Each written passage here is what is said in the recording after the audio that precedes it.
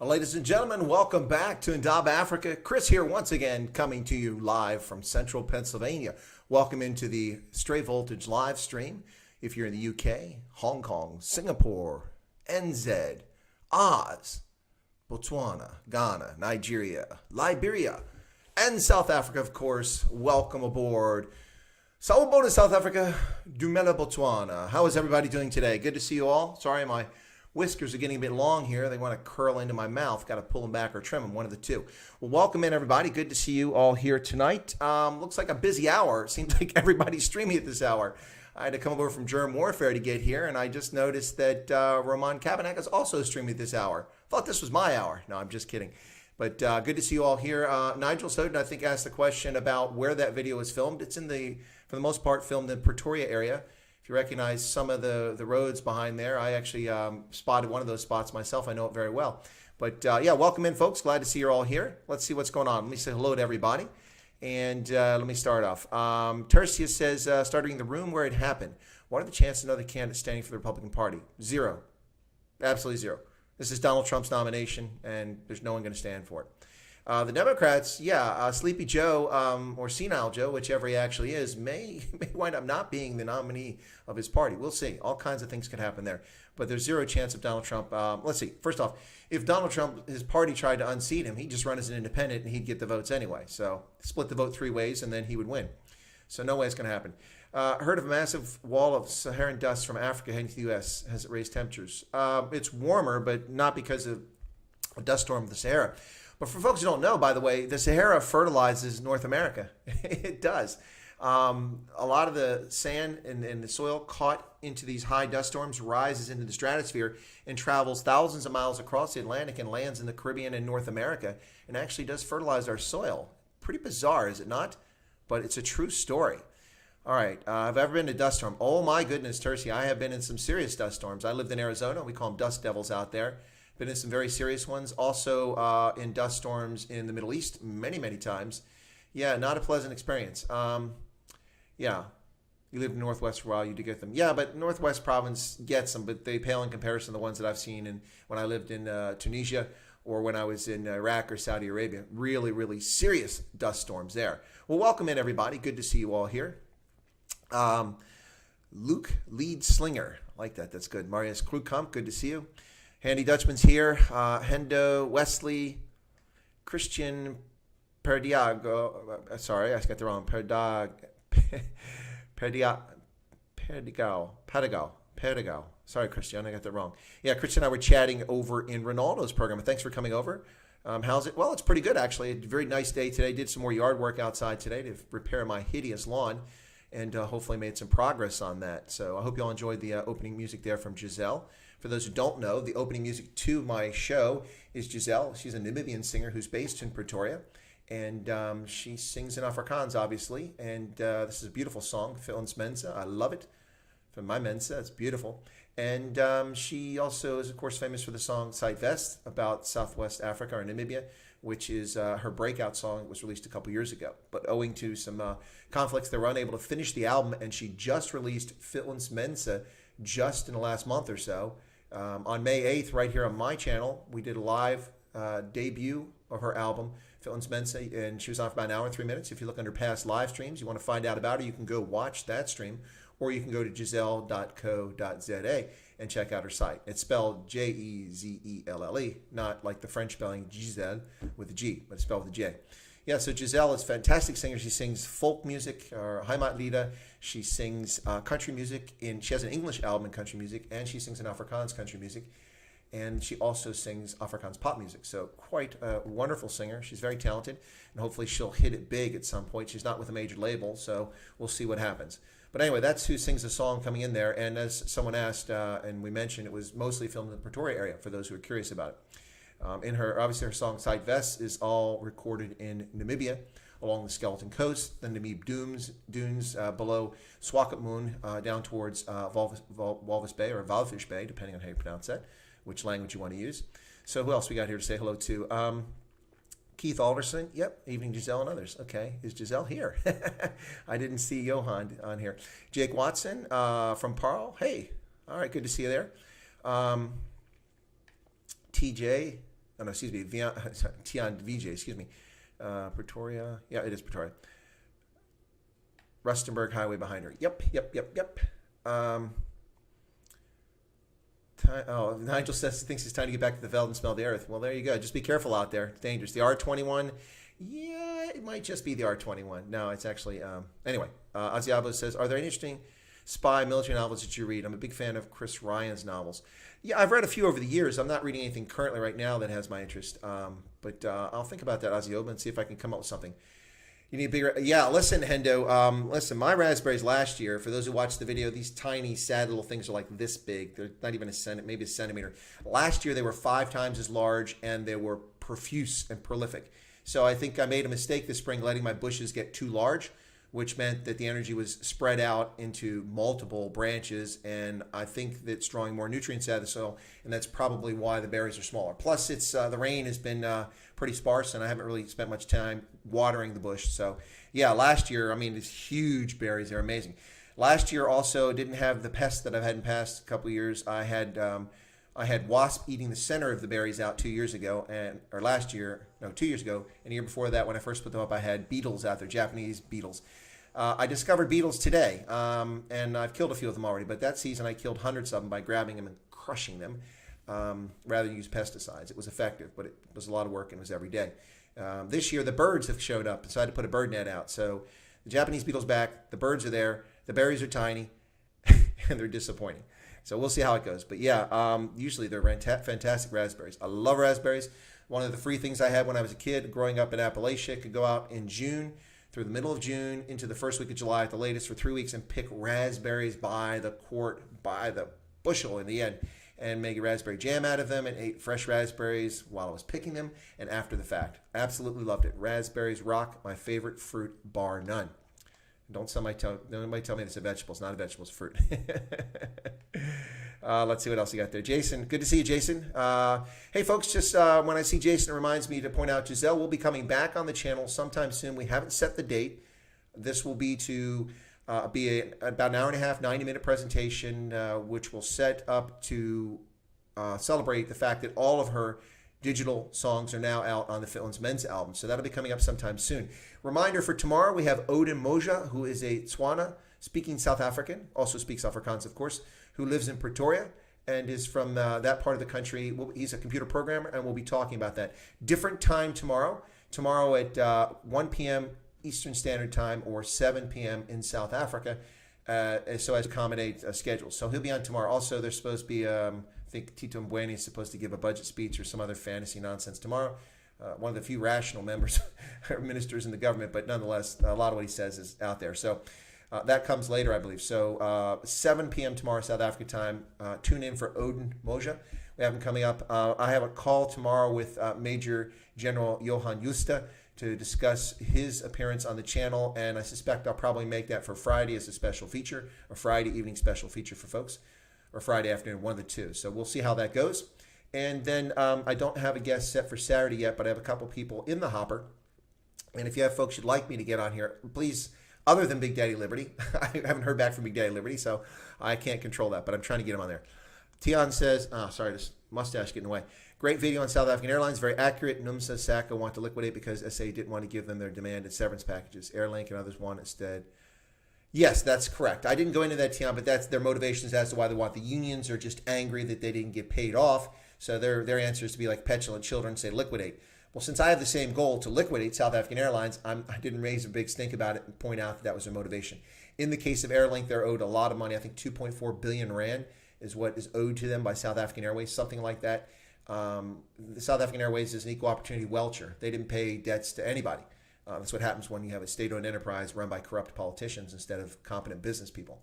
Yes, I know there are competent business people in South African Airlines, but they're not allowed to be competent, not allowed to occupy the space and execute their business plan because we've got politicians in the way. Right, well, thank you so much, Tian, for that compliment. I also did a video on EdCon for those who are curious. Someone popped on earlier and commented, I think it was when it was either put the comment after the fact or came on while it was airing. I think it was after the fact and mentioned that they had worked for Edgar's and said that's a crazy company. They're always restructuring. Absolutely. EdCon is not a very well-run business, and it shows in their performance. which is unfortunate. Edgar's is a renowned, well-respected, and popular brand. They're also brilliant. They're smart with their marketing. They have a MAC counter inside their store, and for the men who don't know what MAC is, you should know about it. It's cosmetics. Women love it, and it sells like hotcakes. And it's not the only brand that they keep inside. So they have those little carve-outs with a MAC store, which makes them all kinds of money and brings tons of foot traffic into Edgar's stores. If you ever go by the one at in Menlyn, in Pretoria, you'll see what I'm talking about. Anyway, so that's that. Plus, my issue with the EdCon thing is that the bankruptcy protection, the business rescue plan, wasn't made public, just a few of the details, and so we're left wondering what happens to CNA. As a past customer, and I would hope future customer of CNA, Consolidated News Agents, I'm very interested to see what happens. I don't want to see that space collapse and only a handful, yet another, one less bookseller and stationery store available in the South African marketplace. It's not in the interest of consumers for that to happen. We don't want the space to be occupied almost entirely by exclusive books. Nothing against exclusive, long-time shopper, but you need to have options. All right, so let me see what else we got here. Handy Dutchman says, I don't think Tito will have much wiggle room, so I think he'll go back to party basics. Yeah, I think you're correct about that. Airlink $600 million. Okay, maybe that's what it was, Tian. Yeah, okay. I knew they owed them a lot of money, though. But, absolutely. The Dodgy Idealist, again, one of those cool names, says, socialists always reward mediocrity. Economics Explained on YouTube explained this rather well. I'm not familiar with that channel, but that sounds like a good channel. I think we're screwed with taxes tomorrow. I hope not. What are they going to tax? There's a lot of things they still can't tax. Their shoes look worse than China Mall. Are you talking about Jet? Both videos are very informative. Well, thank you, Handy Dutchman. Who's still paying tax? I guess if you go into a formal store, you're paying tax. You'll have an option. They throw that VAT on there. See, Chaz is getting chopped in Seattle, self-implosion. Yeah, well, the third shooting incident in about 48 hours has happened in Chaz. And these lunatic leftists who seem to think that there's no need for law enforcement or governance, and, we can all just get along. Yeah, okay. Yeah, please tell that to the people who've been raped. Two people have been murdered now. The other person has been shot. The homes have been vandalized. People's property destroyed. Businesses shaken down for protection money. Yeah. Listen, ladies and gentlemen, this is the dream come true of Chairman Mao.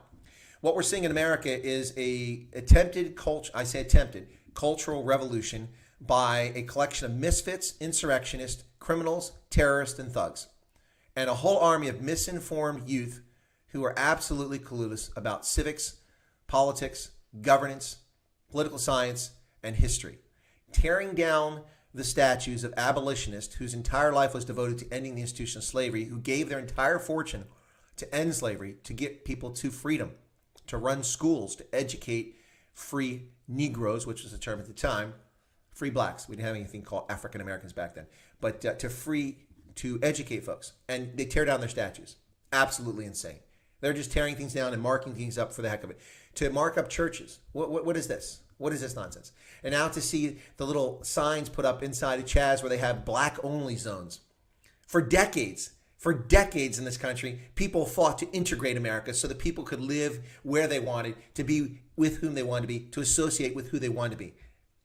And ever since Barack Obama began inciting racial hatred in this country with his I could have been Trayvon Martin nonsense, and Ferguson and Baltimore with Freddie Gray, ever since that nonsense started, all of which were false flag operations, ever since that started,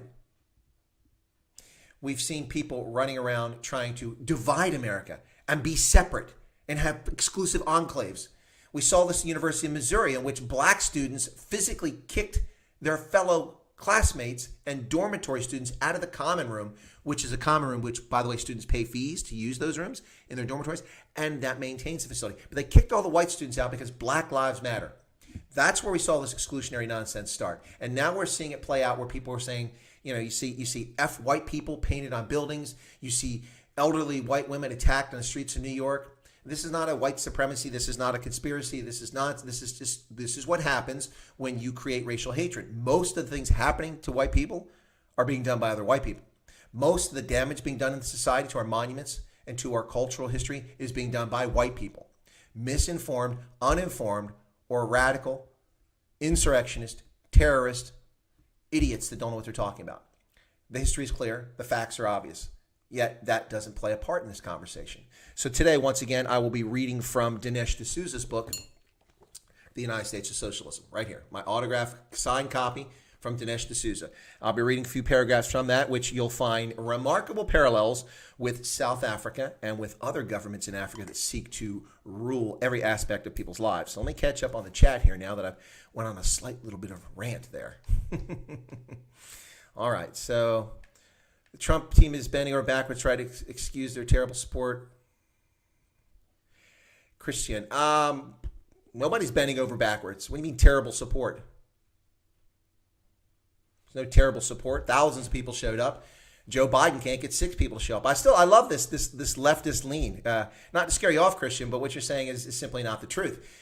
I was here in 2016 when Donald Trump held a rally and 15,000 people got into a local high school. Can you imagine 15,000 people in a high school?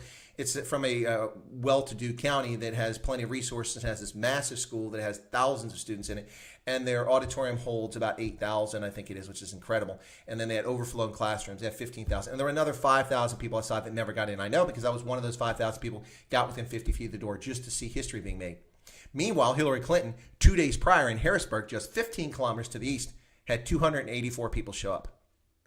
Yeah, nonsense. You put Sleepy Joe out there, and you'd be lucky to get 2 people to show up besides security forces. Donald Trump had thousands of people there.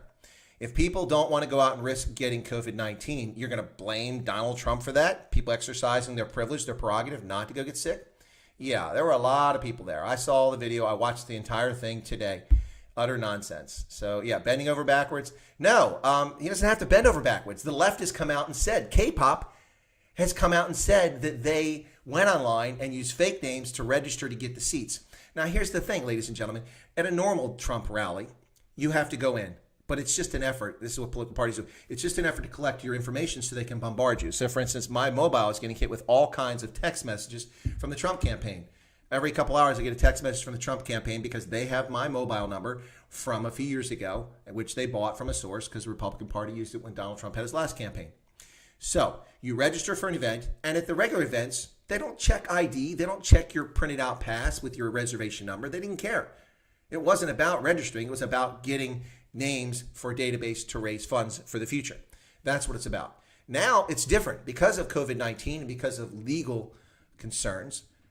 Election campaigns have filled out disclaimers and have expected people to sign the disclaimers so that when you come to the event, if you get sick, you can't sue the campaign, the candidate, or the national party.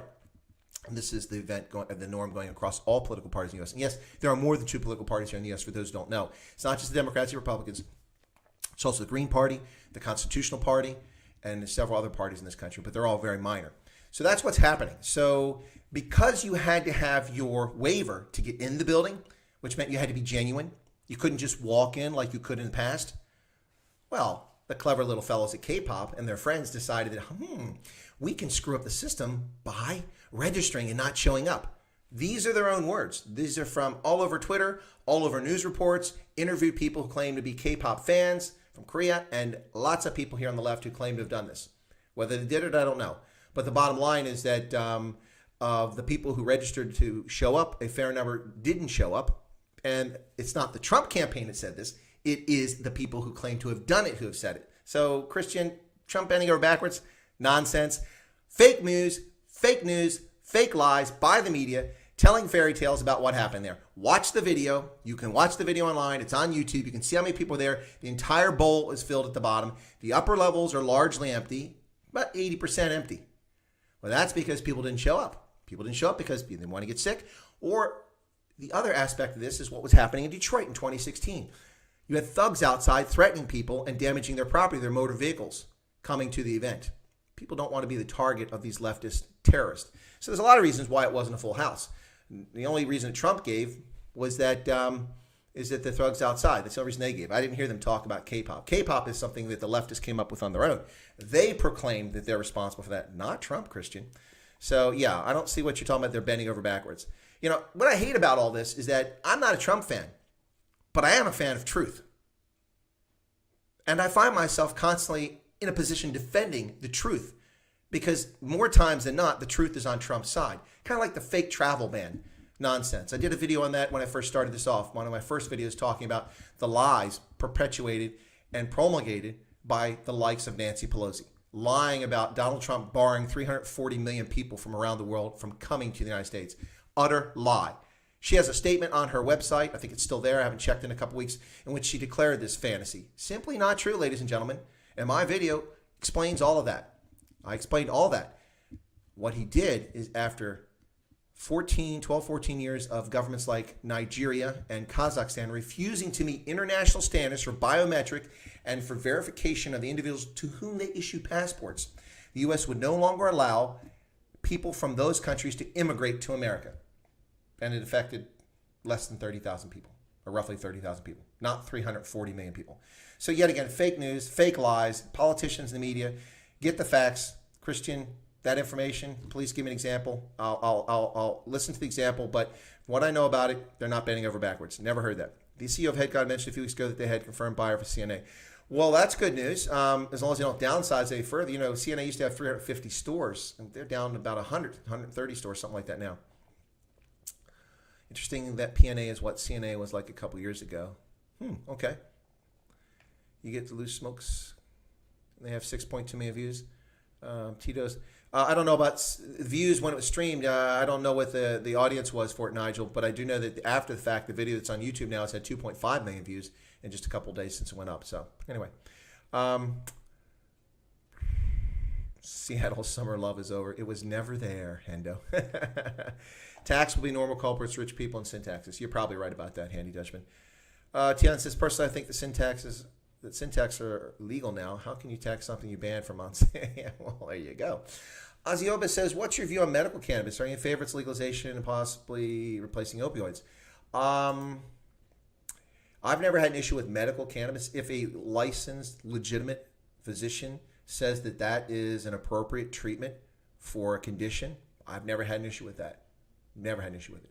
I have an issue with the illegal consumption of cannabis. And also with the cannabis culture that thinks it's perfectly okay to inflict your poison on the rest of us. What I mean by that, and I'm not trying to attack people who smoke pot here, that's not what I'm talking about, but let me give you two examples. You can't walk down the streets of Manhattan these days, particularly Times Square, without being engulfed by disgusting, vile, stinky, filthy marijuana smoke. Now, of course, children are walking out there because people take their families out there, tourism. That's what I object to. That's what I object to. Walking down the streets of Las Vegas and someone's smoking weed and walks in and stops in front of me. So I have to stop and go around it. And I get this pissy look. What's your problem? Well, I have to take your analysis and I don't want to breathe in your fumes. You shouldn't be smoking that in public. It's not legal to smoke in public. Well, this is Vegas. We can do what we want. No, that's not the law. I don't appreciate people who break the law. If the law is unjust, then fight the law. But that's not an unjust law. So, no, that's my issue with cannabis, is some of the culture goes on. But like most people, I enjoy Cheech and Chong. Tommy Chong and Cheech Marin were funny. Up in Smoke, really hilarious times.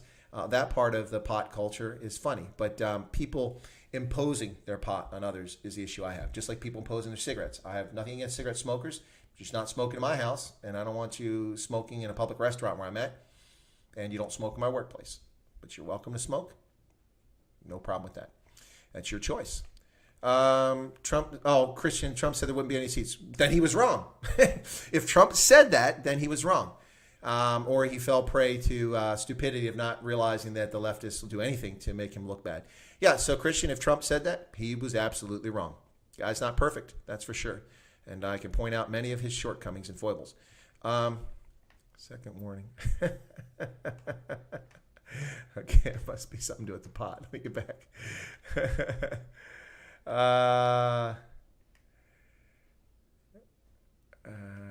Let's see. Stop lying, Chris. That's Trump's doing. What's Trump's doing? I don't lie, Christian. I don't lie. What are you talking? What's Trump's doing? So sad and destructive. What's sad and destructive, Tertia? What are you guys doing here? Is that book available on Take-A-Lot, Arizona Rally tonight? I don't know, Monty, if there's one tonight. I hadn't heard about it.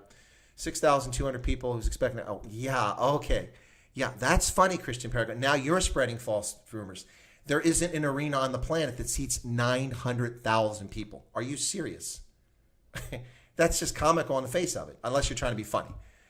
6,200 people, that's a pretty darn good crowd in the midst of COVID-19 disaster and hysteria. I see people screaming and crying in the streets when someone comes at them 100 feet away without a mask. Because they've been lied to and misled about COVID-19 and the dangers of it. Yes, dangerous. Yes, highly infectious, but not from a quarter mile away. Yeah. No, don't pick on Christian. If Christian wants to say things, he's not said anything abusive. Or at least I was lying, but that's not particularly abusive. Christian's not a Biden support. Well, that's good. I mean, who wants to support a corpse? I'm with you, man. I wouldn't support a corpse either.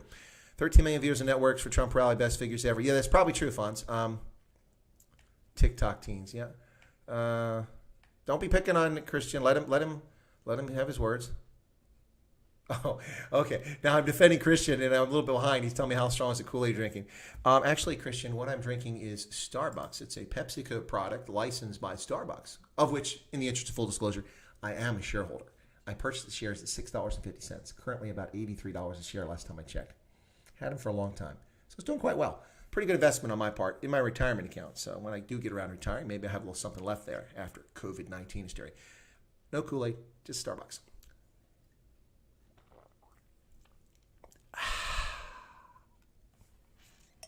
Not exactly a Steri Stumpy, ladies and gentlemen, but that's an Italian Parmalat product. I'm drinking PepsiCo product. Right, so yeah, let's see. 12 million views and Rally on Fox. Second warning, Chris. What's the second warning for, Hendo? What was the first warning? Was it about weed? Is that what the warning is? Still locked down. Companies global, all locked down. Whoa. Trump and the truth are not synonymous. Okay, and apparently neither are you, Christian. Come on. Legalize all drugs. Okay. There we come. Christian wants to legalize all drugs. No, Christian. You can't legalize all drugs. And what context? Who are they legal for? 18-year-olds? 14-year-olds? 21-year-olds? Males, females? Anybody wants a drug? If you want to buy hormones, can you just get it? Can a 13-year-old go buy hormones and be given hormones? Is that okay without a doctor's prescription? Come on. That's just insane. That's beyond libertarianism. Okay. Heroin and cocaine. Who is viewed as the radical right in USA? Why did they not take on Chaz? Yeah, well, Dion Desfat, that's a good question. And I would answer that by saying that, wow, some people left. I guess they didn't like the weed comment. Hey, you guys ask. I'm not going to lie. Didn't say anybody couldn't smoke weed. I just said I don't appreciate people sticking it in my face. And if that bothers people, then I'm sorry. Who is viewed as the radical right? Well, it's interesting because the alt-right, the radical right, the thousands, the millions of so-called KKK and Nazi, neo-Nazis that supposedly exist in America, where are they? If they existed, wouldn't they be in the streets beating the heads of Antifa and Black Lives Matter? Wouldn't you see them everywhere? But you don't. Gee, I wonder why that is. Yeah, it's actually a good question, Dion. Who's picking on me? Better if we let corpses. You're funny, Sean. If you wanted to get me, I'm on Twitter. I'm not hiding. I didn't say you were hiding. Christian, I didn't say you're hiding. In fact, I asked you not to go anywhere. You're welcome to stay in the chat. Can we swap Biden for Cyril? No, I'll take Biden over Cyril any day. Yeah. At least Biden is near the end. So Ozzy Oba says, what's your view on technocratic governments? Spain had an economic boom with technocratic government in the 1960s, 1970s. Yeah, it's difficult. Yeah, bite your ankles says Biden would be boring in Parliament. So Chile arguably had a lost some more people. Where's everybody going, man? Who's on? Wow, okay. Like the drinking age, same applies for drugs. Okay, who's drinking age, Christian? In Germany, you can drink beer at 14. So should 14-year-olds in Germany be allowed to inject themselves with narcotics? Every country has different rules. Every country has different ages. So if you mean in the context of South Africa, all right, I get your point. Yeah, back to the technocrats. So Chile had a technocratic government in the 1990s and was very successful at reforming Chile's economy, creating a retirement system that was fully funded, and tax reform. It was a very successful technocratic government after Augustino Pinochet was gone. So that's a good example of a technocratic government. South Africa arguably had a technocratic government under Thabo Mbeki. And while not particularly successful, it also wasn't an abject failure, a disaster, which most of the other ANC governments have been. And the technocratic bent of the ANC under Thabo Mbeki resulted in some modest economic growth, job creation, and a vastly improved tax collection system. In fact, the tax rolls were increased by about 35%, people actually paying taxes. And so tax collection was much improved, which made it a fairer system because that meant more people actually contributed. Still not nearly enough people contributed to the tax base, but more people contributed, which gave them more of a sense of being part of the system, whether they like paying taxes or not. So that was a technocratic government. Wouldn't say it was a great success. So I'm torn on technocratic governments.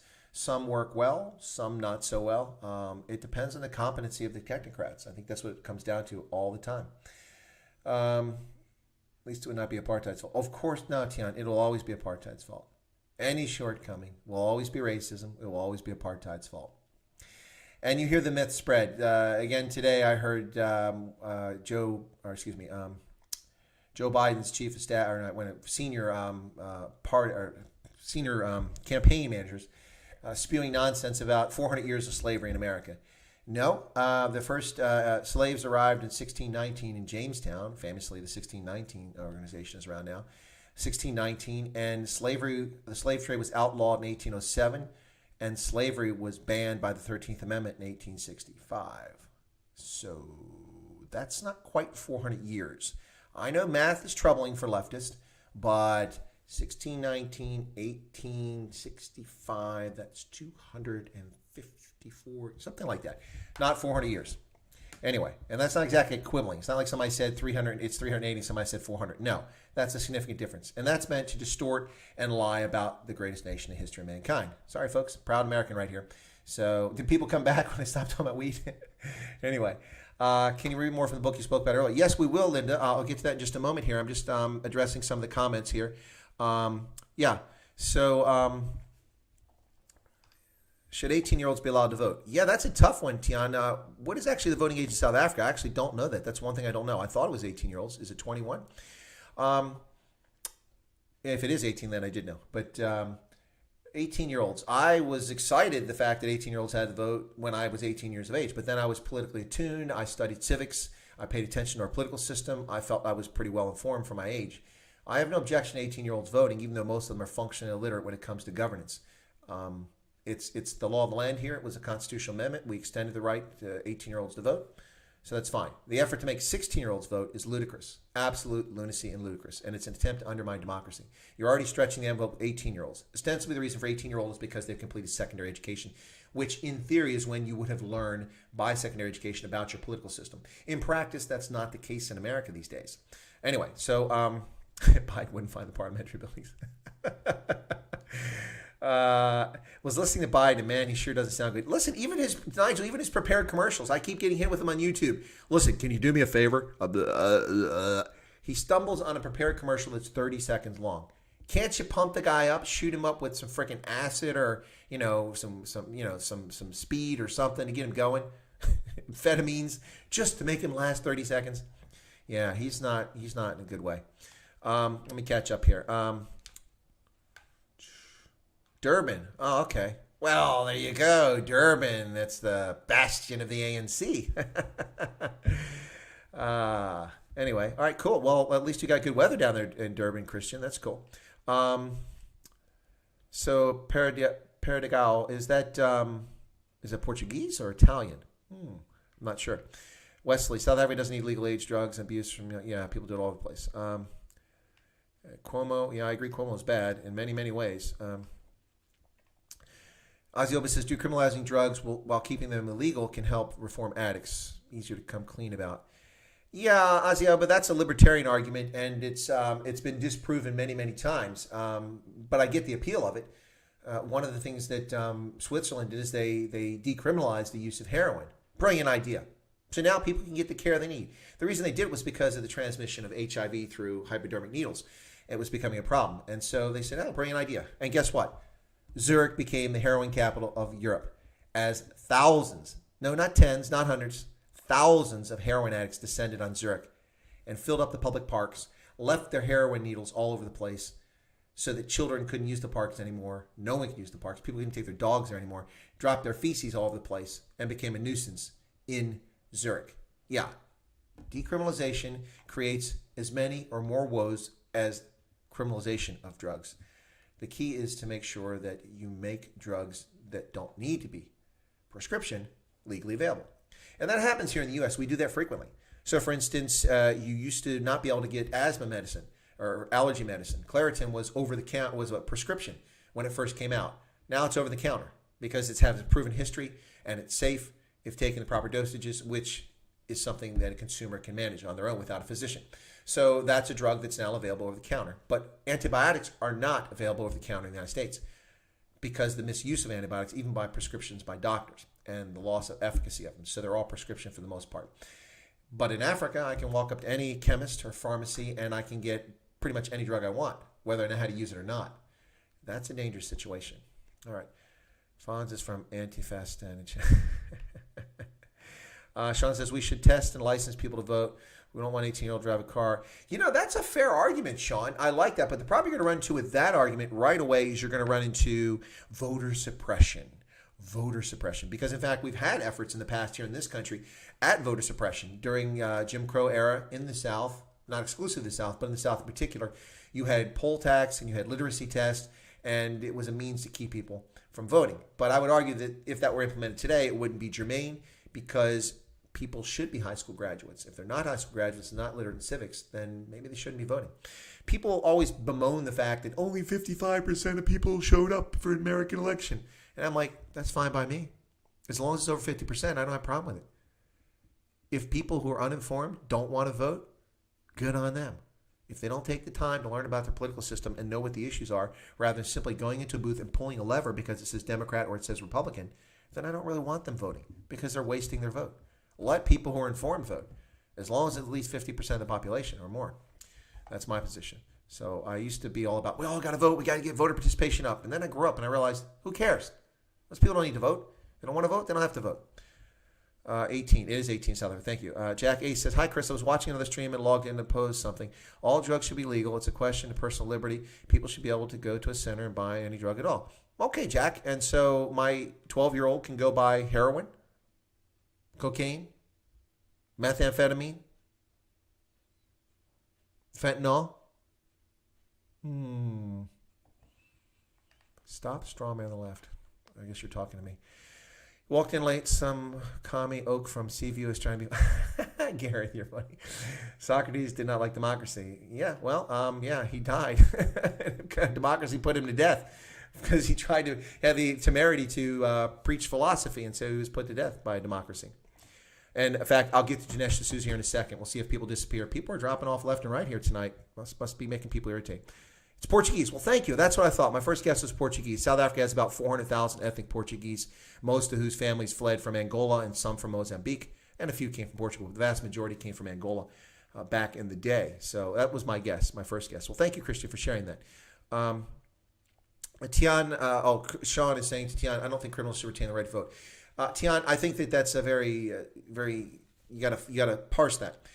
In the United States, most normal circumstances, convicted felons cannot vote because a felon is a serious crime. I'm okay with that. Felons should never, when you commit felonies, you've abrogated the rule of law, you've disregarded public safety and good order and conduct, and you should pay a price. And not being able to vote should be part of that. States that return voting rights to convicted felons should be ashamed of themselves. And we've had a few states do that in America. Hey, Gareth. Thanks for the high five. Cool. I think that's a high five. Ozzy Oba says, you guys told me that. You guys are going at Cuomo again. Okay. Long-leaning testing process. Start with elections. Oh, okay. You also can't get antibiotics over the counter. You can't in South Africa, but I can in Uganda, in Liberia, in Ethiopia, in countries all over Africa. I can get them. And they're usually Indian off-market stuff or Chinese these days. Way to vote on education. So Christian says you are okay with voter suppression. Who, me? No, I'm not okay with voter suppression. But voter suppression is a canard. That's a myth. It's an absolute myth. It's kind of like having an ID for requiring people to have an ID is voter suppression. No, that's utter nonsense. In America, in order to vote, many localities don't require you to show an identification card, even to register to vote, which is insane. So you're allowed to show up at a voter station in a place where people don't know who you are, claiming to be a person, and all they do is look you up on the list, and you go, okay, go vote. That's how votes are stolen. And when people say, well, that discriminates against poor blacks. How? Every state and the territories issue some form of state identification. Well, you can't afford it. Well, that's funny. When I stand in line at Walmart to pick up prescription drugs, the black fellow in front of me has an ID card, a driver's license, or state-issued ID card so he can pick up his prescription drugs. So if you can go to a bank and produce valid ID card from the state or federal government to cash a check, your welfare check or your employment check, and you have to have it to pick up prescriptions, then why can't you have an ID card for voters? Voter suppression is a canard. It's utter nonsense. It happened, and it does happen in some countries. But just saying that, no, I'm not okay with voter suppression. Don't put words in my mouth, Christian. I assume that's where you're trying to put it. Kathy Newman. I would like to see mainly taxpayers being allowed to vote. Yeah, Linda, I get your point there, but that's a slippery slope too. So in America, when we first had the vote, when we first had a country, the only people that could vote were landed people, essentially. So the aristocrats, the gentry, as such that we had in this country, were the only ones really who could vote initially. There were requirements, qualifications to vote, and it was only men. And of course, only white men at that time. So eventually, and this is the thing that's lost in history, when we hear about how horrible America is, utter cock, how horrible America is, how unfair it is, how socially injustice it is. Black men got the right to vote in the 1860s. White women got it in 1920. Yeah, 1920. So when we hear that black men are devalued in this society, well, they were valued much higher than white women for about 70 years. Yeah. People need to get their story straight. Right. Anyway. And black women for that matter, not just white women. Asian women, all women. Voters should be suppressed until they're informed. Well, that's a fair point, but okay. I'm back where I was at. Communist sympathizers. What's this? Strange knowledge. Simple germ warfare. What about germ warfare? What's my view on mail-in ballots? Monty is asking. Well, my view on mail-in ballots is it's an effort to undermine democracy and representative governance. That's what it is. Absolutely. It's an effort to destroy this republic. Mail-in ballots are the easiest thing to commit fraud over. We've already seen this in New York City where they mailed out ballots and people shown the ballots, piled it up, it came to their address with 6 different names on it because 6 different people lived in that apartment over the course of the past several years and they didn't bother to check who's currently registered and their addresses. So it is so open to fraud. It's beyond belief. Beyond belief. What do you guys tell about germ warfare? What's going on there? You always leaving me? Going to Germ? Germ's done. He had Joe Emilio on today. Isn't he done by now? I think he's done.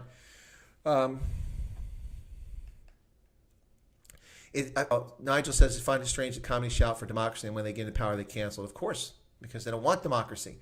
Democracy is the vulnerability that allows them to take over governance, the same way the National Socialists took over governance in Nazi Germany, in democratic Germany. Because a party with minority, but a plurality of the vote, the Nazi party with just 1/3 of the vote, was able to get their chancellor and then inexorably marched on to control the state. That's right, through abuse and power. Yep. Yeah, democracy, and that's actually some good stuff in Dinesh D'Souza here. So we'll get to Dinesh D'Souza here in just a moment. We'll see how many people drop off. All right, so black people got to vote now in South Africa before many white South Africans. Blacks that were landowners voted whites. Yeah, that's actually true, Gareth. That is actually true, going back to early days. But that was quickly overturned, and there was racist legislation that went into place which stopped black landowners from voting. It didn't take very long. Yeah, and of course, famous in the 80s as a sought to try to hold back the tide. The National Party gave the vote to Indians and to coloreds in South Africa, but they really didn't have much effect. Please provide evidence of mailing voter fraud. Trump votes by mail. No, he doesn't. No. See, this is, you need a little education here, Christian. Voting by mail is not absentee voting. The mechanism for delivering the ballot may be the U.S. postal system or a foreign postal system, but that is not a mail-in ballot. Mail-in ballot is different than the absentee ballot. I served for 36 and a half years in uniform. In virtually every one of those years, I voted by absentee ballot, whether I lived in Botswana, I lived in Liberia, I lived in Uganda, Tunisia, you take your pick. Wherever I was at, when I voted in elections over those 36 years, I voted by absentee ballot because I wasn't in my home state. I was a resident of the state of Ohio. I paid taxes to Ohio, even though I haven't physically lived in Ohio since 1989. Still paid taxes there every year. And I voted there every single year, except in primaries because I wasn't a member of a registered party. But I had to show up in person with identification and prove who I was to register absentee. I did that before I left Ohio and then mailed in with extensive biographical information to confirm who I was and photo ID when requested over those 36 years. And also, of course, stopped in her periodically, although I don't know that was required, but I did it. Every time I was back in the States, I would stop into the local county election. But I mostly did that because after the 2000 election and the effort to shamefully defraud 1,500 military serving overseas by not counting their absentee ballots, I was worried that Ohio didn't count my ballot. So I went to my local voting board of elections, my board of elections in Athens, Ohio, and they pulled out my file, my registration, and she pulled the card out and she goes, "Sir, you voted in this election, this election, this election, this election, this is the date we got your ballots." And there it was. So it proved the system actually worked. But absentee balloting is different than mail-in balloting. The mechanism is by the mail, but it's not the same thing. Only people have an authorized absence from their place of voting are authorized to vote absentee. That's right. Very different. Don't conflate. This is a leftist smoke screen here, conflating and distorting the facts. That's what's going on. Not going to stand for it. Not going to stand for it. Okay. Why did my new name's message get retracted? What did my new name say?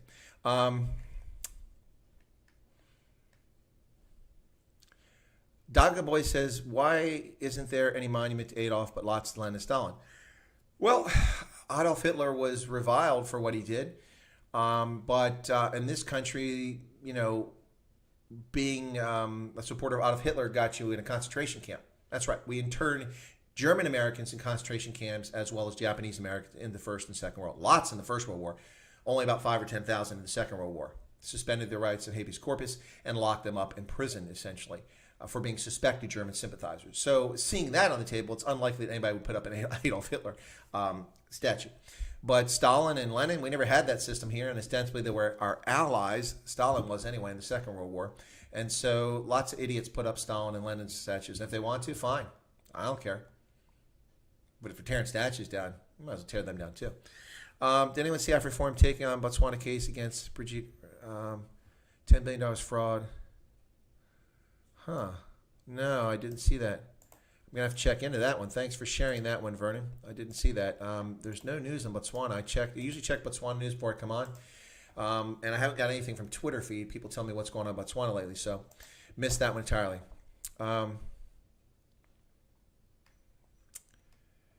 Gareth says, can absentee ballots vote state senate? Here we can't vote. Yeah, you do. Any election that is held in your state, it's a state level.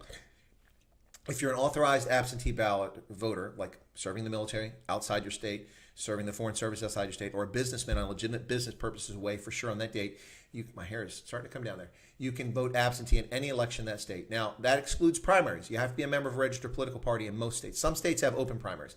But like Ohio doesn't have an open primary. So as an independent voter, I couldn't vote in the Democratic or Republican primary and distort their outcomes. So I had not voted in a primary here before. Good to see you again. Okay, and I'm almost caught up here. So, all right. Article in the Daily Maverick, they want to use Gary Nell. All right, folks, I'm going to pull out. And we'll see if we lose people. 2 people just dropped off. I'm really sensitive about who's on there today. No new subscribers. By the way, we're almost at 4,000. We seem to hit a snag here this week. I don't know if I'm not dancing enough or not answering people's questions well enough. 3,966 subscribers, so about 34 short of 4,000. Can miss that mark here, it looks like. I was hoping to get there sometime soon so we could celebrate that. Okay, so let me go with, this is from... please hang around, folks. You'll find interesting parallels here. It will be talking about America, but there are many things that apply to South Africa in the current context. United States of Socialism by Dinesh D'Souza. Not going to read the entire book, just read a few passages. This is from Chapter 1, and Chapter 1 is entitled The Invention of Invention, America and the Ideal of the Self-Made Man. All right, this was backed by popular demand. People have asked me to read this, so I'm going to do that. All right, so let me just get to this very quickly here.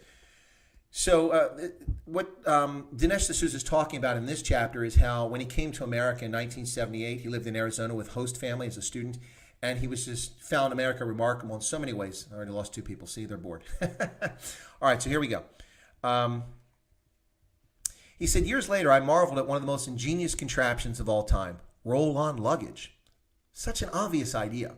Take mankind's oldest invention, the wheel, and attach 4 of them to a suitcase. Voila! Yet people have been traveling for eons before anyone did that. Think of all that huffing and puffing, all those pulled shoulders and bad backs. Our lives are so much easier now because of roll-on luggage. Whoever thought of it is a genius. I wish I could meet the guy and thank him, but I don't even know his name. The reason he's mentioning this, of course, is because roll-on luggage is an American invention, I believe. Anyway, I could be wrong.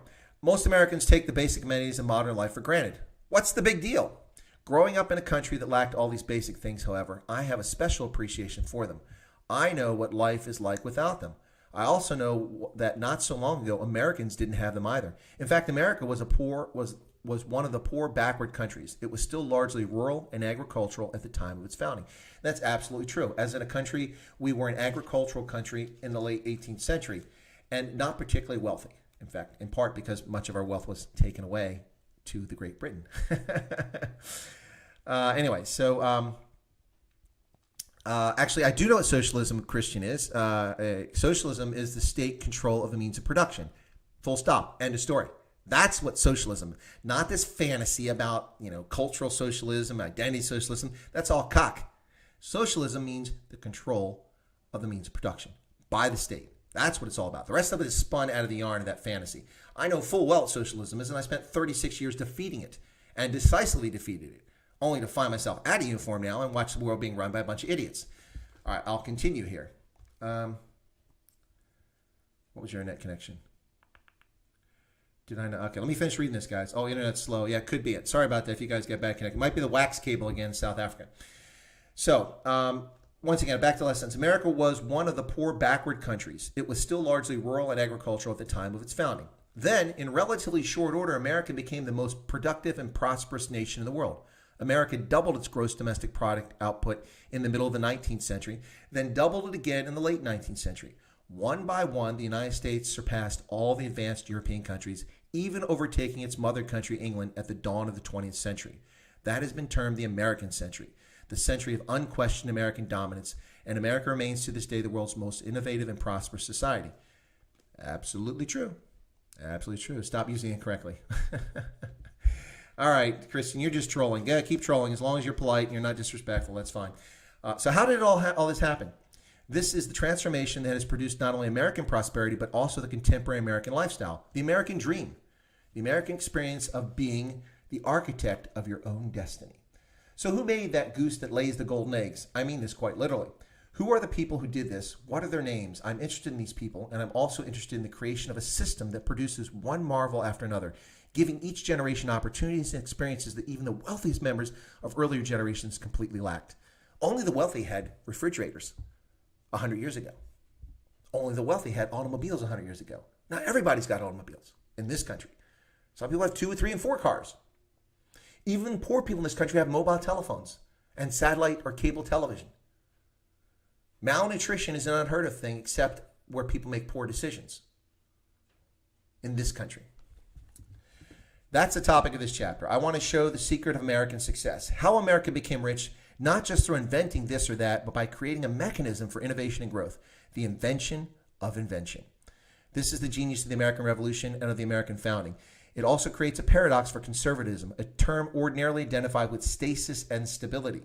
But not in America. In America, conservatism means conserving the principles of the American Revolution. This means that we are the heirs to a revolutionary tradition and rebellion. Change and making our own destiny are all in our political DNA. So this is how he starts out the chapter. Pretty good stuff. Pretty good stuff. And we get in here and we talk a little bit. Let me try to find this place here where, let me see. So the roots of American prosperity and American self-invention could scarcely be more important, yet oddly enough, they are completely ignored in the curriculums and classrooms of American schools and in the media. I learned little or nothing about them at Dartmouth, an Ivy League school, by the way. And now, a generation later, young people are completely clueless about them. Why is this the case? Because the history that I learned then and that they learn now is progressive history, history from the progressive viewpoint. And he's absolutely right. And he goes on to talk about Howard Zinn, who's a dangerous, dangerous person who creates a fantasy about American history. Absolutely true. So he says, New York Governor Andrew Cuomo's recent assertion, "We're not going to make America great again. It was never that great."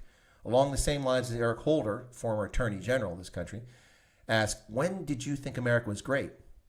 That remembered past, he said, never in fact existed. This is the voice not just of socialism, but of identity socialism. And maybe that's what Christian's talking about. This is a perspective I was inundated with in college and which is dominated narrative taught to young people today. This victimology has now reached the point of parody. At first, I jumped ahead there. How can Einstein's equations be viewed from the perspective of the illiterate? How did Patton's military conquest appear from the viewpoint of a crow? My reaction then, as now, to this whole approach of identity politics was, to some degree, one of indifference. The founders, as we'll see, shared my lack of concern. At first, this may seem like gross insensitivity, but it's not. Mexican migrants in Arawaks, a Native American tribe in Virginia when the English arrived, Mexican migrants in Arawaks don't spend their time thinking about me. Why should I spend my time thinking about them? That's what he says. Several years ago in a debate on race, my faculty opponent said to me, "Why are you so obsessed with African Americans, Dinesh?" To which I replied, "Obsessed? I don't particularly care about African Americans. I'm not African American, so my only concern is to the extent that I affirm the universality of the principles of the Declaration of Independence. Beyond that, I have no interest." And that's very interesting. That sounds like something Germ might say. Anyway, so yeah, Sean says he's going to order this book. This is fantastic. I'll read a little bit more here in a second, but I want to take a break. Jackie Saliba was head of Interpol. Yeah, Jackie Saliba. Yeah. The criminal himself was head of Interpol. Yeah. Well, just like Dr. Tedros is head of the World Health Organization, not always picking the best people to be in charge of these international organizations now, are we? Gary Neal was responsible for prosecuting Jackie Saliba. Yep, he was a dishonest cop. So my new name says socialist, and little girl says, "Mom, when I grow up, I want to be a socialist." Mother says, "You better make up your mind, daughter. You can't be both." You grow up or be a socialist. I like that. Yeah, that's a good question, Hendo. What if they do try to postpone the elections next year? Okay, what else? All right, let me get back to it. I'm going to read some more. Okay, let me get back. This is really good. Christian got it right. MAGA, it's America, not America. Okay, Democrats founded the KKK. Yeah, they did. They did. And they also blocked all kinds of things. They also created Jim Crow law, by and large. There were some Republicans complicit in it, but by and large, it was Democrats that did it. Remember, the Republican Party was founded on the one issue, abolition, which was the end of slavery. That's the sole purpose of the founding of the Republican Party, was to end slavery. And in fact, many of its early founding members were blacks in the North. First Republican president, of course, famously was Abraham Lincoln, who signed the Emancipation Proclamation and whose death and through assassination prevented him from having even greater legacy of ending slavery on his own. It was ended after he died. Here you go. So here the progressive story lapses into silence. This is the great subject it leaves out. Progressive history tends to take America's wealth for granted and merely focuses on the issues of who has it, who doesn't, and how lavishly it's spent. You listening, South Africans? Typical of this approach is historian Charles Beard, whose famous work is called An Economic Interpretation of the Constitution of the United States. As part of his investigation, he might be expected to examine whether the founders were responsible for creating a system to produce the great explosion of wealth that took America from the back ranks to the most affluent society in the world. Beard definitely skips over this. He doesn't affirm it or deny it. He merely ignores it. Instead, he generates an economic biography of the estimated 160,000 men involved in the framing and adoption of the Constitution. He seeks to portray them as members of a wealthy merchant class of moneylenders, traders, and financiers. According to Beard, they're merely trying through the new constitutional system to set up to protect their class interest. He tries to show the delegates of the Constitutional Convention voted as an economic interest group. Eventually, anyway, so the problem is that it's all nonsense. He tells fairy tales here, so it's utter lies. And there's some really good stuff in here about Ben Franklin and also about Bernie Sanders, which I'm not going to read right now. And then also talks a lot about democracy, Frederick Douglass, Thomas Paine, lots of great things in here. So actually, this one's kind of interesting. So let me read this, guys. Bear with me a little bit. This is good for South Africa. So let me cover this. This is why the African Continental Free Trade Agreement is so flawed and why it needs to be improved. Now, it's supposed to be improved in January 2021 at the next African Union Summit. However, I suspect that COVID-19 will be an excuse not to deliver the articles on the protection of intellectual property, patents, and copyright, which is lacking in the African Continental Free Trade Agreement at the moment, which makes a lot of African countries very happy. But here we go. Let's see what the socialists find so troubling about America's founding principles and how they've played out in this country. I'll begin with Abraham Lincoln's 1859 lecture on discoveries and inventions, in which Lincoln attributed much of the economic success of his country to Article 1, Section 8 of the Constitution. Among the few express powers granted Congress, the framers charged it to promote the progress of science and useful arts by securing for limited times to authors and inventors the exclusive rights to their respective writings and discoveries. This, let us note, is the only time the word right appears in the original Constitution, prior to the addition of the Bill of Rights, which comes, there are the first 10 amendments to the Constitution. So the original Constitution, which was immediately followed by the 10 amendments, the original Constitution only had one mention of a right. No other rights listed here. Before the advent of the patent system, Lincoln says any man might instantly use what another had invented. So the patent system secured to the inventor for a limited time the exclusive use of his invention and thereby added the fuel of interest to the fire of genius in the discovery and production of new and useful things. This is Lincoln doing his best Adam Smith imitation, which is significant because Adam Smith is a visible hand behind the American founding. The founders, we know, were familiar with his work. Ben Franklin knew Adam Smith personally, having met him through his mutual friend, the philosopher David Hume. Smith's The Wealth of Nations was published in 1776, the same year the Declaration of Independence was adopted. Lincoln takes up Smith's point that entrepreneurs and inventors need to be motivated. In economic terms, they need incentives and more. And moreover, they need a regime dedicated to the protection of patents, property rights, and contracts. Historically, wealth was mainly land, but Lincoln now identifies wealth with new ideas and new human production. And this is where I'll interrupt the story from Dinesh D'Souza. And it's exactly right. For years, when I was younger, I had a difficult time explaining to the leftists their nonsense about wealth and prosperity being unlimited, a zero-sum game. In other words, for you to be wealthy, Hendo, you have to take from me and from everybody else because there's only so much in the pie. That's utter nonsense. If that were the case, the world would not know the prosperity and the advancement that it has seen over the past several centuries through multiple revolutions, Industrial Revolution, the Information Revolution, and so on. That would not be possible. It was difficult for me to explain this during the Industrial Revolution because I would explain, well, a rising tide lifts all seas, you know that phrase. But the problem there was that the leftists would come back and say, yeah, well, okay, maybe you invented something new, but you're still using aluminum and copper, and you still need this, you need energy, and you're taking from other places. Well, invention, necessity is the mother of invention, and necessity produces more efficient means to use less energy, to use less materials, and to make them more valuable. We have graphite now, which is an incredible bonding material, or material used for strength, stronger than steel in some cases. Anyway, the internet revolution, the IT revolution, is the perfect proof for what I'm talking about. When the IT barons came along in the 1990s, after the first graphic web browser from Mosaic from University of Illinois at Carbondale with Mark Anderson, a team of programmers came up with Mosaic, when that was released in 1994, and by 95 the internet was already becoming commercialized. We see the rise of trillions of dollars worth of wealth created virtually out of thin air. You don't see Twitter making maize, growing maize, mining platinum, doing this, that, and the other. Ideas generated incredible wealth, and it spread around the world or into the hands of tech titans. But the point is that if it was a zero-sum game, there would be no way that that wealth could have been amassed. It would have been impossible. But the socialists will have you believe that it's a zero-sum game, and they're full of it. And Lincoln, all the way back in 1859, is making that point, echoing Adam Smith. Absolutely. So let me continue on here. Underlying Lincoln's philosophy is the message that the hand that makes the corn has the right to put the corn into its own mouth. In other words, that people have the right to keep the fruit of their labor. Now, that's something apparently the African National Congress disagrees with strongly in South Africa, for example, and many governments in Africa.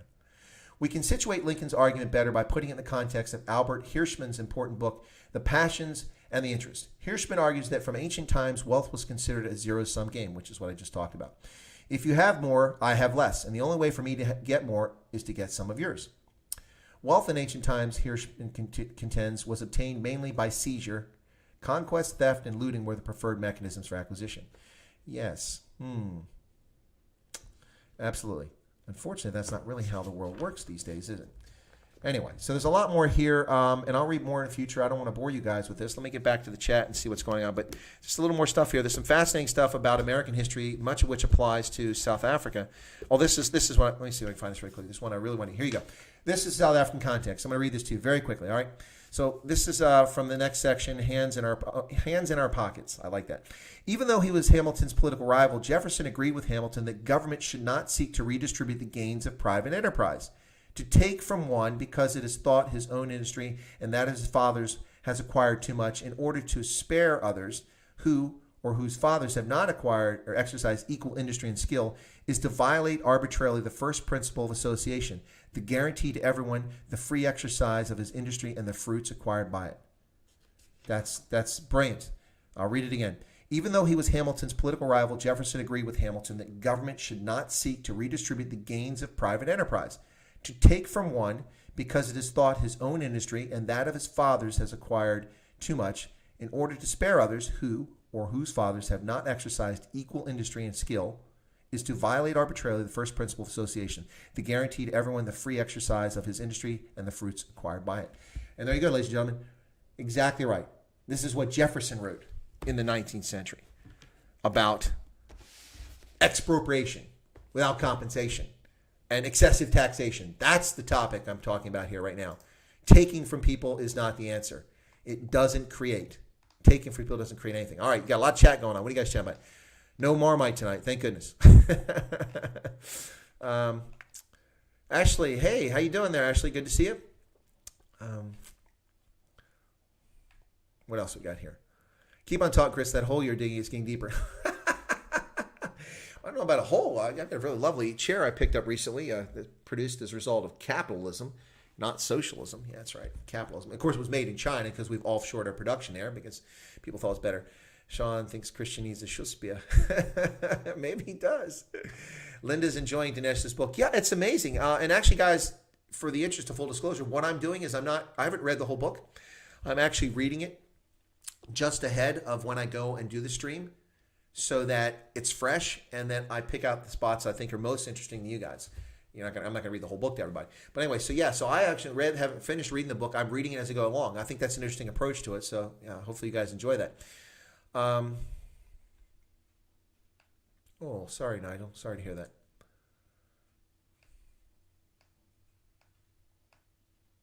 Whoops. Christian must have said something bad.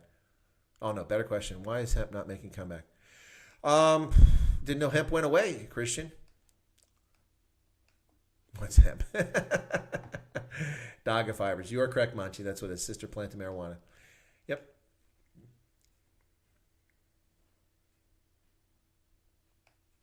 Zioba is asking about the East Africa Federation. What do you want to know specifically about it? I hadn't really thought much about it.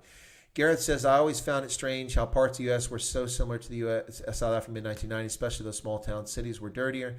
We fell apart, though, and you seemingly took off. I thought it was sooner than that, but okay. Makes you wonder what it could have been. Yeah, no, it's unfortunate. So are you guys enjoying the Dinesh D'Souza book? So if you want me to keep this process up where I read a few sections and excerpts from Dinesh, give me a yes or a thumbs up. And if you find it boring, just say no. Just so I get a feeling for it. I'm just getting an idea here. Because people come and go. And when I started, people dropped off, I think it was the hour. And now people came back when I was reading it. And that just could be coincidence. I don't know. Speaking of which, coincidence, let me take a look while you guys look at that and see if anybody new is subscribed to the channel. I haven't seen any new subscription thing come up. So I'm wondering if my button's working. 2 people subscribed while we've been on. So I don't know why. Unless they weren't in the... Well, it shouldn't matter if they're in the chat. Ooh, my South African Airlines video has got 539 views. Thank you all so much for that. It's performing pretty darn well, much better than most of my videos at this stage. It's been up now for 6 hours, almost 7 hours, so thank you so much for that. Please feel free to share that with anybody you'd like to. The Pretoria's Money Pit, South African Airways. The reason I did that is I talked again about the business rescue meeting supposed to take place on Thursday about South African Airways, in which 75% of the creditors apparently have agreed with the reorganization plan, and which represent over 51% of the money that's outstanding to creditors. So they can go forward with it. But tomorrow there's supposed to be a hearing with Airlink and NUMSA and SACA, 2 unions, arguing for liquidation of the airline and to prevent the meeting from happening on Thursday. I suspect that they won't stop the meeting, and they'll probably move forward with the foolish decision by the state to recapitalize South African Airways, reduce it to a shell of what it currently is, fire half the workers, pay off another 16.4 billion rand in debt on top of the 57 billion rands that they've already given the airline since 1994, fire half the workers, cut the fleet in half from down to just 20 aircraft, and reduce the number of routes, giving them a total of 26 routes with about 20 aircraft. And of those 26 routes, currently, before they went into bankruptcy in December of 2019, only 9 of those routes were actually profitable. So we're supposed to believe that a reorganized and recapitalized, it's not even recapitalized, it's not even giving them any working capital, a small amount of working capital, that a reorganized South African Airways is supposed to be profitable on 26 routes when it was only profitable on 9 of those routes. See, these people don't know how to run a business. The problem with South African Airways is not the debt. That's one problem. The problem with South African Airways is the ANC. It's the interference in the business model. If you want to have a state-owned enterprise, get your nose out from under the tent. Quit infecting disease. Quit being the virus, ANC. Take your nod from Ethiopia. Ethiopian Airlines is a state-owned enterprise, but it operates as a private enterprise with no interference from the government. And as a consequence, the government can crow about the success of Ethiopian Airlines, which has been led by a succession of qualified and competent chief executives and board members, unlike SAA, which has been full of all kinds of rejects from society who are ANC cadre who couldn't lead a duck to water, let alone a airline in the modern global economy. So there you have it, ladies and gentlemen. No new members and no super chats tonight. I guess when you don't beg for super chats, they don't come, and you don't beg for new members, they don't come. Just the usual suspects here tonight, except for Christian. He's not a usual suspect, and if he is, he's been quiet for a long time.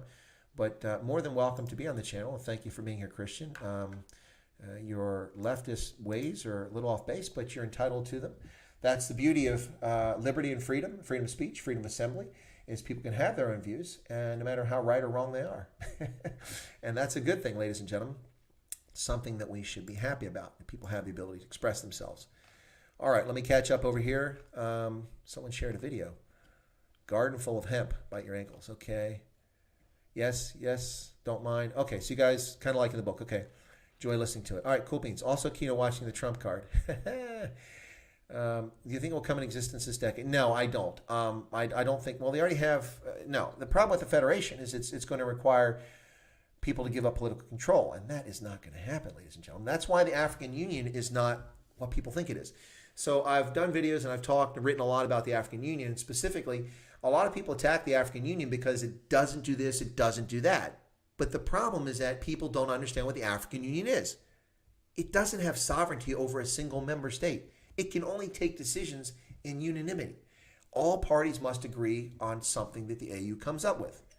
So the things the AU comes up with are things that are non-controversial, or it agrees to broad range of things that are not enforceable.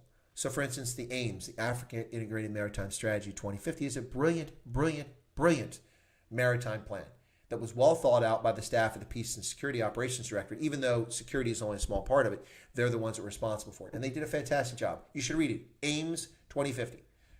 Or 2050 AIMS. Anyway, AIMS, the Africa Integrated Maritime Strategy. Fantastic. Talks about customs, immigration, fisheries, protection, coastal security, maritime domain awareness, immigration. All of these issues are talked about. But it's not resourced. And while the African Union has approved it, there's no enforcement mechanism. And that'll be the same problem with the African Continental Free Trade Agreement. The African Union is simply a talk shop with good intentions, which can achieve some good, but it lacks the sovereignty. I love to see all these African nationals. Oh, the African Union. Oh, the African Union. What? What about the African Union? It doesn't have any power. It can't tell South Africa to do this. It can't tell Botswana to do that. It can't tell Rwanda to do that. It can't tell Somalia to stop doing this. It cannot. It lacks sovereignty over these states. And in my view, that's a good thing. But the problem is a lot of people don't understand that. I often explain to people that the AU is not the EU. The EU actually has sovereignty over member states, and that's why the United Kingdom wanted out. SEC EU, because it had sovereignty and it was dictating to the Brits how they were supposed to use electrical outlets, how they're supposed to use their power plants, the standards for production, industrial, for labor, and they had enough of that. They were hot full, and they had enough. And they said, we don't want part of this. That's why Brexit took place.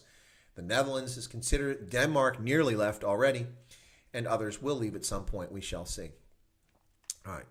So I don't think the East African Federation is ever going to come to effect. Not in practical terms. You might vote it and put it on a piece of paper, but nothing's going to happen. The banks have to vote yes, no choice for them. Are you talking about an EdCon or SAA or both? Heart keys. Okay. I want to, but Chris won't approve of it. What's that? What do you... Liberia was formed by free slaves from the U.S. Partially true, Tion. Liberia was formed by free slaves and former slaves and free blacks who were never slaves. There were also free blacks from Maryland, Virginia, D.C. who were never in slavery, and they went to Liberia as well. And it's a really sad story. I'm a genealogist and a family historian, and I've done a lot of research on my family going back for centuries. And one of the places I've done research is the Hall of Records, which is the archives for the state of Maryland. And they have an extensive collection of letters from people who are from Maryland, which is a large percentage of those who went over there, who went over and wrote letters that came back to the States, telling the harrowing stories about how they got there, and so many of them died from tropical diseases. And people are like, yeah, but they're African. No, they're not. They're American. And they had been here, many of their ancestors, for a couple of centuries by the time that they went back in the 1830s, 1840s, 1850s. So many of them lacked the immunity that most Africans in West Africa had to many tropical diseases. And this was a problem. In fact, of course, a lot of them had European blood from mixing took place. So they went to Liberia, and a lot of them died. Really sad letters to read. But yes, free slaves and free blacks and former slaves did found Liberia, but they were also reinforced in some manner by the British slave trade interdiction. By blocking slave trade, the British would drop ships that had slaves on them, not knowing the origin of them. They would drop them in Freetown and Monrovia. And so Monrovia has a portion of town called Congo Town, because a shipment of slaves from the Congo, most likely they're actually from Angola, but they're called from the Congo, was stopped by the British Navy, and they released them there, and they settled in Monrovia. And they were isolated, but then eventually integrated into the Americo-Liberian community, even though they have no ties to America and didn't even speak English at the time. So there's a part of Monrovia called Congo Town, and that's the reason it's called Congo Town. Yep, so there you go. Bite Your Ankles took a bit of a break from the news today. Just need to stick my head in the sand for a bit to realign. Yeah, you got to do that sometimes. Absolutely. It's just too much at times.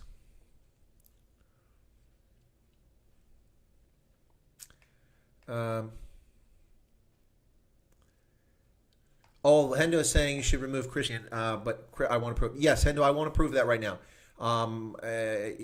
You guys you want to pull the button on Christian. There's no reason to pull it. Christian's expressing his views. Got no problem with that. I won't censor.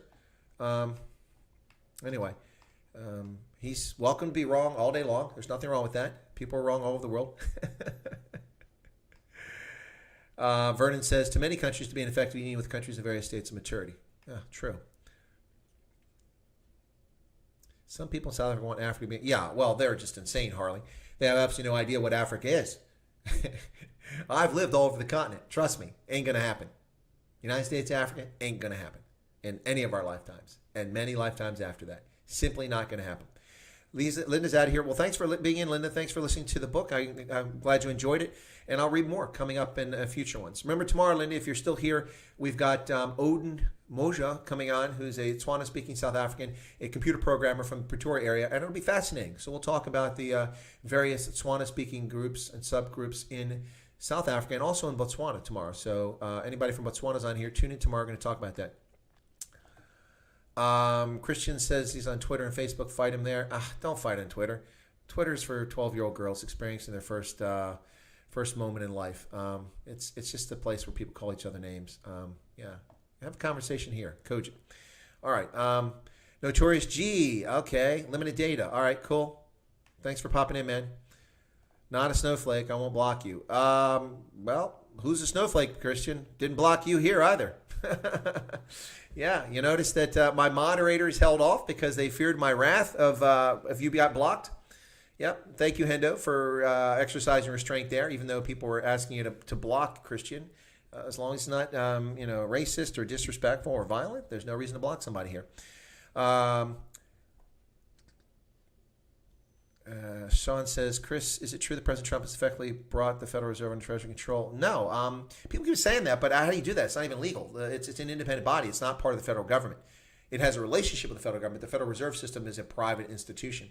So if there's existing law that allows them to do that, I'm not familiar with it. Maybe it's a wartime provision or something like that, but I'm not familiar with it. And there's no need for it. Why would he need to bring the Federal Reserve under control? Unless he wants them to stop printing money, which is what they've been doing. Or he wants them to print more money.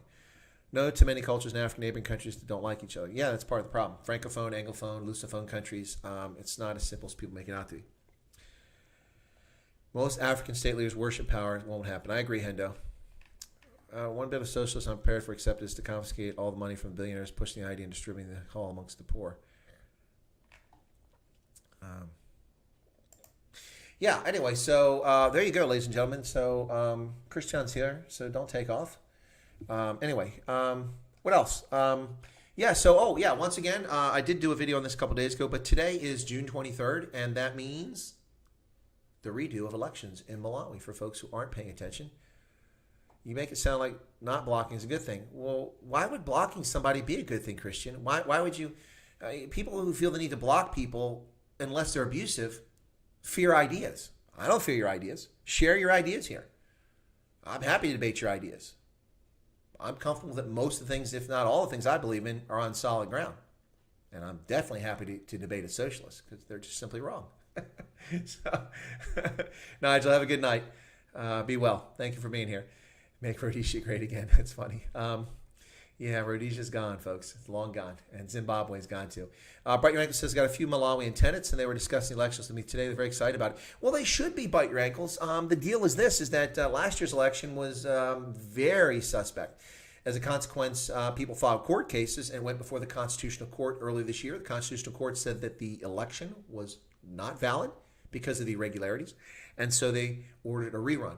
Now, the one big difference in elections now is it used to be that in the election, you just needed to get first past the post. So as a consequence, President Peter Mutharika, with 38.5% of the vote, was reelected as president in May of 2019. But with that election set aside now, the one proviso that came along with this that's really a big difference maker is that you must have 50 plus 1. So now you have to have a majority in the presidential election in Malawi. You can't simply be first past the post. So for instance, Trump didn't win a majority of the vote, and neither did Hillary Clinton in this last election. So she keeps famously talking about how she won more votes, but so what? She didn't get 50%.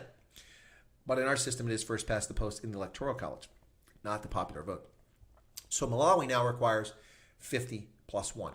So what happens in today's election if one candidate, and there's going to be a candidate gets 50% because there's two coalitions that form. Of the four parties, they form two parties in each, and it's likely that the opposition will probably win this election if it's legitimate. So it should be exciting for Malawi. Very good news for them. Monkey Pushing Wood says we need Marcus Garvey over time. Well, of course, Marcus Garvey is a famous American who led the Back to Africa movement and advocated for African Americans to go back to Africa. And he was quite popular and very influential in African American society, and got a lot of support from liberal Americans and racist Americans too, who were happy to finance him. Need to get Jerry Nell on. Okay. I'll try that. I've not had anybody from Afri. Well, from AfriForum. I've had. I did have Conscious Caracal on here, and I've invited Ernst Rhodes, but Ernst has passed me off and has not offered to come on the channel. Maybe I need more subscribers. Apparently, I don't have enough. But I can try to get that person on here. We'll see. But this week I've got tomorrow Odin Moja Tswana from Pretoria on tomorrow to talk about Tswana culture and talk a little bit about race in South Africa. He's a black South African, so we're going to talk about it from his perspective. Speaks Tswana and Afrikaans, and he's a computer programmer with advanced degrees. Pretty smart guy. Should be interesting. He's a military history buff, so he really enjoyed my Gettysburg video. He thanked me for that. And he also is an aviation buff. I've got some experience in aviation, so that might be an interesting discussion tomorrow. That's a special time because it's a special feature. It should be 1 o'clock Eastern Standard here in the U.S., 7 p.m. in South Africa and in Botswana. And it should be of interest for people in Botswana because we'll be talking about Botswana as well, not simply South Africa. That's tomorrow. Later in the week, possibly on Friday, Major General Johan Justa, former SADF officer, infantry officer, and then SANDF officer, retired as Major General, served with the South African Park Service, now works in private sector. He'll be my guest later this week. And then still waiting to hear back from Big Daddy Liberty, and as well as Mimi Kalinda, who's in charge of a public relations firm in South Africa. Seems like I'm getting a lot of South Africa stuff on here this week. That's just coincidence. That's not by design or anything. It's just what's panning out this week for who's available for my show. So that's some of the stuff coming up. Would you be okay if I was more involved in your live streams? How do you mean, Christian? How do you mean more involved? With commentary? Dageboy says, Guten Tag, vielen Dank. Ja, Servus. Schönen Abend noch. Es hat mir gefallen. Okay, Sean likes aviation, and African American won't be welcome for her xenophobia is quite high. Add the flame of high employment. Don't know what you're getting at, Vernon. I missed that. Botswana, Madagascar, two options for South Africans to resettle. Yeah, Mauritius being an option too, but very limited space there, so I wouldn't. I mean, it's good location, but Cape Verde is another popular location too, but that's a long way off and it's all by itself, so it's a tough one. But yeah, Botswana is a good choice. Namibia is not a bad choice too, but it's very thinly populated. And I know Botswana and Namibia have about the same size population. Actually, Botswana is smaller, but Botswana is more contained. It's also right there near population centers in South Africa. So Northwest and Gauteng are very close to. You're just 3 hours away from Pretoria when you're in Gaborone, so it's very close. What else? Yep, so folks are dropping off because it's getting late in South Africa, and I've come up on about an hour and a half now. So, all right, so I'm not so sure what Christian is asking. Be more involved. You certainly be more involved in the conversation, absolutely. I haven't done a call-in show for a while, so we could always do that maybe. But I'm going to invite more than just Christian on if I do that. Ooh, Sean. Oh, ouch. That was harsh. Okay, so yeah, all right. Yeah, folks, I did 2 videos today for those who haven't had a chance to watch it, or if you might be interested. I did a video on the South African Airways, which was entitled Pretoria's Money Pit, South African Airways, which now has 541 views. So a few people have been watching it, even though it's late in that part of the world. And then also I did a second one, 545, EdCon Business Rescue approved. What about CNA? Because I'm curious about what's happening at CNA. So you're welcome to check out those 2 videos. They're online. Please feel free to check them out. And tomorrow, my guest I've already covered. Let's see what else we can talk about here before we close out. Once again, hopefully tomorrow we'll have some indication of preliminary results from Malawi. I'm not so sure if we'll have the final results tomorrow, but if we do, yeah, Sean's got to have the beer. Yeah, so tomorrow, hopefully we'll have some results and we'll talk about that if possible. And I don't know if I have any more videos coming up. I've got a few planned, but I'm still working on those. Anyway, folks, thanks for tuning in. I'm going to call it here at an hour and a half. That seems like a good time to break. Thank you for your patronage. Thank you for tuning in. No new subscribers showed up on the screen. I don't know why that is. I'll try to fix the subscriber thing because a few people did subscribe. So those who did subscribe, thank you. I don't have your names handy. No super chats. That's fine. That's not the purpose of the channel. It's just much appreciated when they come in. Anyway, so thank you all so much for tuning in. Christian, thanks for playing along with us tonight. Appreciate you being here as well. You're welcome to come back. If you're not subscribed to the channel, please feel free to subscribe to the channel. Right. Stop talking about my Coke and beer there, Hendo. It's not dodgy at all. It's fantastic. It's wonderful. Monkey pushing one says no voting till you hit 40. Well, that's not a good idea either. All right, ladies and gentlemen, as usual, I'm going to close out with a video from Giselle, my favorite musician from Namibia, who's in Pretoria. But not my only favorite musician. I'm also a big fan of Franyu du Plessis. Less over Mother Juanita, but still a fan of hers. Then there's Elvis' son, and then also Ruan Josh, some fantastic musicians out in Namibia, Afrikaans singers in particular I'm talking about. But ladies and gentlemen, this is Plekken die Zonne. Plekken die Zonne, excuse me, I'm using German now. Plekken die Zonne. And this is Giselle on the way out the door. And I hope you have a pleasant evening. God bless. And we'll see folks tomorrow. Be safe and take care of yourselves and your family.